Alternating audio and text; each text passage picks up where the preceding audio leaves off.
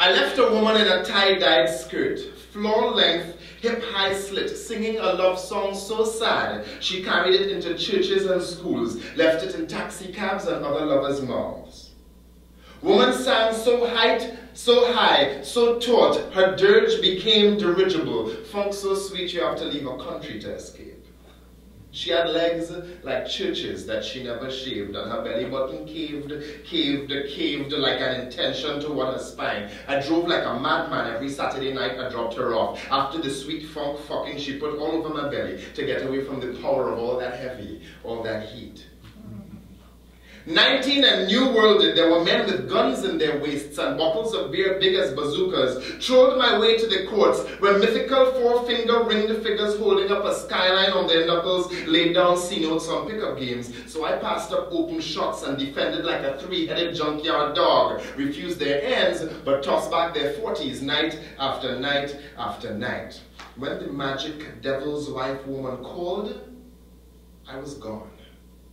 I was gone from under the safe quilt she spun every Saturday night. Funk like a veil, I was bulletproof, I swear, for at least my first 6 months here, and I figured out the reason why. Check it. Every Saturday night, before we hit the party, she'd make herself a new dress.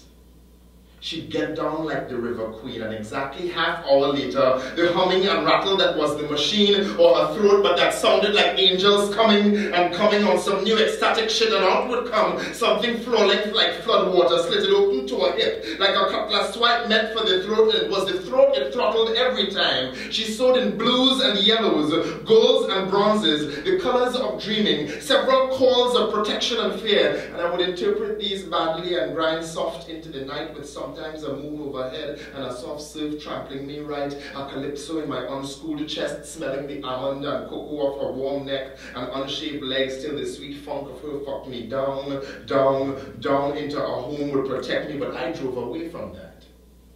Two-fisted cutlass swinging, foot to the floor, bareback and sweating, singing songs of love and triumph, lighthouses and seashells, flowers and becoming. When she called, I was gone.